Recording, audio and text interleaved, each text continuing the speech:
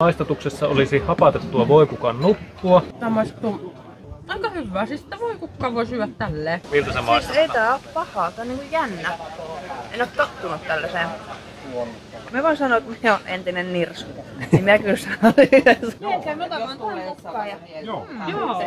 Hyvä kaprismainen. Niin on. Mutta hyvä ajatus. Tää on hyvä. Tää on tosi hyvä. No hyvä, että... Makuisestaan tää oli paras kuitenkin. Malta jotenkin. Pikkasin on katkeraa. Niin. Tää loppu on vähän semmonen vähän kikkerämpi.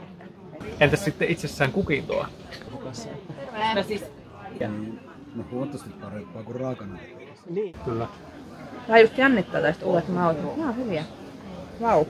Mielenkiintoinen maku.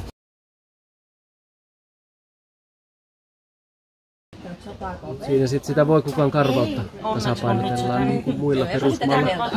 Tää on niin hyvä. Purkin kohta vaan. Koko kohta menee illassa.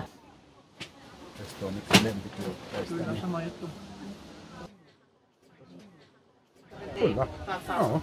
Hyvä on. En ehkä välttämättä niinku ihan pestomaiseksi kutsuisi, mutta siis, niinku, mutta siis hyvä tommonen. Tuossa se kortti, niin siinä on... Tämä on kyllä erilaista. Joo, niin tää on. Tää on tosi hyvä.